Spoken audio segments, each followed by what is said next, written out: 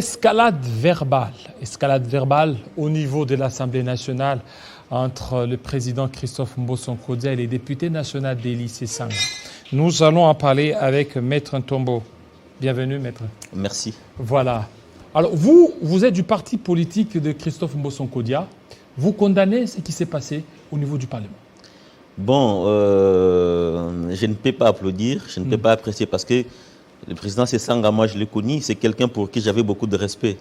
Mais alors, son attitude frise insubordination.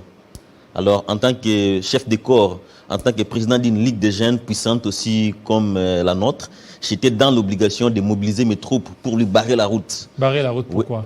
Mais écoutez... Mais qui a commencé? Non, le président... C'est le président Mbosso qui lui a dit que nous devons reconnaître que le président Mbosso, c'est lui qui a la police du débat. Il donne la parole à qui il veut, il peut l'arracher quand il veut. C'est le règlement intérieur de l'Assemblée nationale. Il faut traiter l'autre d'abord des délinquants.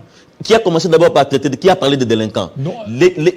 L'attitude du président de l'honorable Sesanga, dès la première phase, de la première phrase. Lui, il a parlé de la délinquance financière. De la première phrase jusqu'à la dernière phrase n'était qu'insulte. Insulte? Je vous dis. Est-ce que délinquance financière, c'est... Je ne parle même pas de la délinquance financière. Je vous parle du col blanc. Parce qu'il a commencé à taxer l'Assemblée nationale comme étant un col blanc. Quelle est la nature juridique du mot col blanc?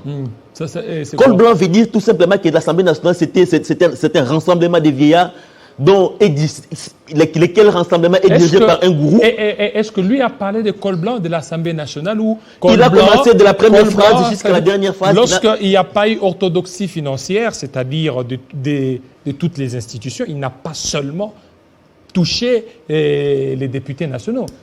Il a d'abord commencé par ajouter de l'opprobre dans une institution où nous-mêmes siège. Parce qu'en taxant l'Assemblée nationale de col blanc, c'était pour nous une manière de jeter de l'opprobre sur une institution aussi puissante comme l'Assemblée nationale. Nous devons reconnaître que nous sommes dans un régime semi-présidentiel. Et dans un régime présidentiel, l'Assemblée nationale joue un rôle très prépondérant. Pourquoi? Parce que si vous regardez les inputs et les outputs, donc les entrées définis comme étant les besoins ressentis, des besoins de base ressentis par la population, et les sorties qui sont la satisfaction de l'intérêt général.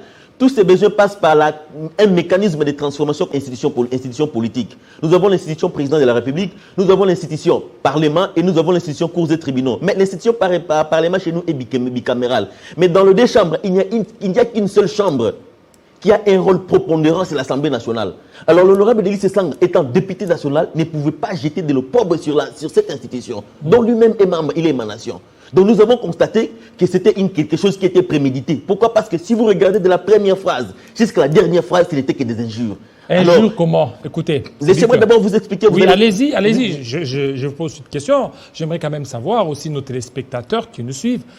Parce que l'injure que vous reconnaissez, que tout le monde reconnaît, c'est la délinquance. Justement, outre la délinquance, qu'est-ce qu'il y a autre chose qu'il a traité? Il n'y a pas autre chose. Il a parlé de col blanc. Il faut vérifier dans des dictionnaires pour savoir les concepts col blanc et pourquoi il a utilisé seulement dans ces contextes. C'est ça le vrai problème. Un contexte peut avoir diverses définitions. Mais c'est pourquoi je remercie un auteur français, un auteur plutôt américain, Robert King Berton, qui demande à ce que les concepts soient utilisés dans leur contexte. Il faut donner des définitions appropriées par rapport au contexte. Alors, si nous devons contextualiser les faits, vous allez vous rendre compte que les paroles de M. Sesanga n'étaient que des injures, de l'opprobre sur l'Assemblée nationale. Là, je ne parle que de l'Assemblée nationale. Pourquoi? Parce que c'était pour lui un mécanisme, un moyen de régler les comptes au gouvernement. Il a toujours accusé le gouvernement, il a toujours accusé l'Union sacrée de l'avoir débouté parce qu'il réclamait un poste ministériel. C'était pour lui une occasion de se décharger sur le ministre des Finances. Alors, raison pour laquelle le président Mbosso, en tant que sage, ne pouvait pas tolérer ça. Il a demandé à l'honorable de revenir au bon sentiment. Si, par élégance, il ne pouvait que retirer les mots délinquant. Quand vous calculez les fréquences, vous allez vous rendre compte que le concept délinquant est revenu 4 fois. Est-ce que maintenant, délinquance, c'est une insulte? Ça dépend maintenant de la nature. Parce que oui, délinquance sur le plan juridique veut dire autre chose. Alors, et lui, dans le sens qu'il a utilisé, c'est sur le plan juridique. Il faut maintenant voir. Le problème, lorsqu'il a dit, lorsque vous êtes en train d'enfreindre les règlements, vous êtes un délinquant. Mais dans ce sens-là, ce n'est pas à lui de constater la délinquance, c'est toute une procédure. Est-ce qu'un citoyen petit, lui tel qu'il peut dire les droits? Parce que les concepts de délinquance... Mais c'est un juriste, non? Il est juriste, mais il n'est pas juge, il n'est pas magistrat. Oui, mais c'est un avocat. Donc c'est un praticien des droits comme tous les autres. Qui doit constater la délinquance? Mais justement, c'est l'organe de la loi. Lui n'est pas organe de la loi. Il est passé outre les prérogatives lui dévolues. Parce que là, il n'avait qu'objectif de venir faire... Il a confondu la liberté d'expression avec la liberté d'injure. Cette tribune de l'Assemblée nationale n'est pas là pour cautionner des injures, mais c'est pour tout apporter. Lui, en tant que porteur d'un savoir, il devait être là pour recadrer s'il y avait à recadrer. Et non utiliser des injures. Et recadrer pourquoi? D'ailleurs, le président de l'Assemblée nationale, à l'interpellat, il a dit que nous sommes tous des éducateurs. Et le public qui est venu ici, il n'est pas venu assister à une sorte de théâtralisation de la scène politique. Par contre, le public est venu en savoir un peu plus comment fonctionnent les régies financières ou comment fonctionne la loi de finances. Maître Trésor, dans cette intervention de Délice Sanga, qui a commencé à taxer l'autre des délinquants? C'est l'honorable Délice Sanga qui a pris la parole. Il a commencé à taxer d'abord les institutions politiques dont lui-même est membre. Il n'a cité personne. Il n'a cité personne. Alors, qui maintenant, comme ça, il dit que non, monsieur, vous êtes délinquant? Il faut voir maintenant les tons. Si tel est le cas, c'est que vous-même vous êtes délinquant. Si tel est le cas. Il dit vous êtes délinquant. Si tel est le cas. Donc, si vous ne voulez pas récupérer par élégance, vous ne voulez pas retirer le concept délinquant, c'est que vous-même vous êtes délinquant. C'était une condition. Donc, une condition. Alors, vous voyez, c'est que lorsqu'il dit que. Non. Il n'a pas cité par là parce qu'il faut voir maintenant les escarmouches verbales. Parce que l'honorable de Sesanga, en quittant la tribune, là où en regagnant son siège, il a prononcé des mots en taxant le président de la République. Il a qualifié le président de ridicule. Vous ne vous en rendez même pas compte. Vous êtes ridicule, monsieur. Tout en oubliant qu'il s'adressait à un chef de corps, un chef d'une institution politique. Et maintenant, ça, c'est gravissime. Alors, tout ça, c'est quoi? Les soubassements, c'était quoi? Quand nous avons fouillé, nous nous sommes dit compte que les soubassements, c'était quoi? Parce que l'honorable Sesanga voulait un poste ministériel dans l'Union sacrée. Il a toujours dit qu'il est parmi les gens qui ont milité pour qu'il y ait changement dans l'Assemblée nationale, pour qu'il y ait... Est-ce qu'il a tort? Les postes sont les postes dans une coalition politique. Les postes s'attribuent par rapport au poids politique. Quel est le poids politique de l'honorable Délice Sanga? Il a eu les postes de vice-ministère. Il en a c'est un poste qu'il a obtenu par le biais de l'Union sacrée. Non, Sesanga lui seul. Non, pas lui seul. Non, j'ai dit Sesanga lui seul, la tête de Sesanga. Les postes ne se donnent pas par rapport. Pèse, non? Les postes ne se donnent pas par rapport à une tête quelconque. Les postes se donnent par rapport au poids politique. Mais est-ce que vous savez, c'était par rapport à son poids politique. Est-ce que l'UDPS n'a jamais digéré le poids qu'il a? Pour là. RCD, vous, écoutez d'abord. La CRD. Oui, votre parti politique. Oui, la CRD. Voilà, donc vous avez la présidente de l'Assemblée nationale. C'est là où vous ne comprenez pas. Écoutez, quel poste avez-vous pour avoir ça? C'est là où vous ne comprenez pas. La CRD se trouve dans une grande machination des ex-FCC. Nous sommes plus de 200 députés nationaux. Donc notre sort dépend de notre configuration politique.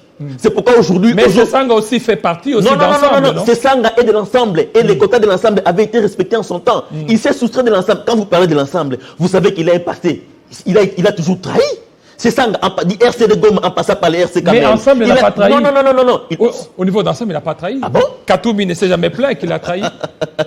Vous êtes en train de faire le sourd d'oreille ou comment? Sesanga a un passé qui est très... il ne fait que trahir. Donc il a passé de traîtrise en traîtrise. Sesanga. Oui. Laissez-moi vous remettre dans les temps. Il a été RCD Goma avec Mboussa Nyamouissi, il a trahi. Il a été avec Zaïdi Ngoma, il a trahi. Il a été avec Jean-Pierre Bemba, il a trahi. Il a été avec Kabila, il a trahi. Il est allé dans l'opposition république avec Kengo, il a trahi. Donc partout il ne passe, il ne fait que trahir.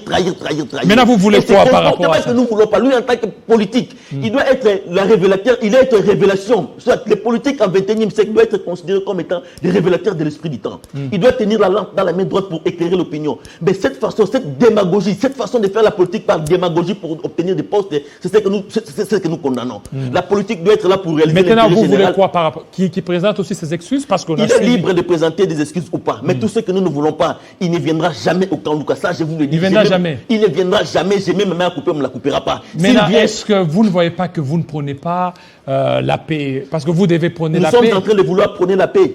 La paix que nous parce que CRD, c'est Convention des Républicains. Convention pour la République et la démocratie. Voilà, maintenant, où est la démocratie? Le pacte républicain exige aussi un respect mutuel.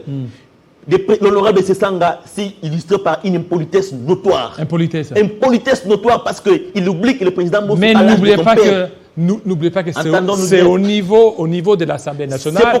Ils sont tous des députés. C'est pourquoi je n'entre pas dans ça. C'était parce que c'était entre élus. Mais au sortir de la plénière, il qualifie le président Mbosso de voyou par devant les micros. Un voyou, c'est qui? C'est celui qui impose ses lois par la force. Les questions sont vôtres et laissez-moi vous donner des réponses. Allez-y. Quand il est sorti, il prend les micros parce que nous savons qu'il vit des baisses politiques. Et Mbosso, c'est un voyou.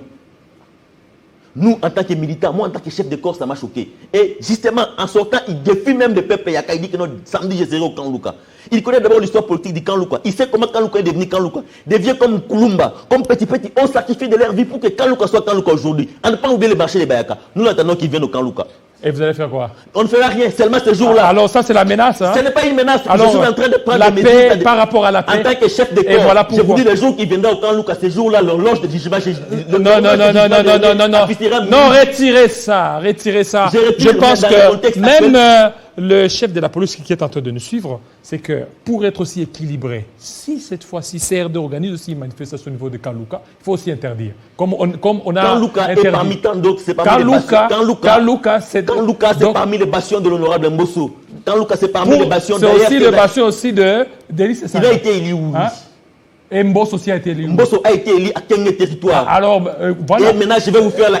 C'est ça aussi a été élu. Je vous fais maintenant la corrélation qu'il y a entre Kanlouka et puis il y a quel territoire. C'est notre fief. Les jours qui viendront au Kanlouka, l'horloge de jugement déjeuner affichera minuit juste. Voilà, merci. Merci beaucoup, maître. Merci. Apaisez-vous.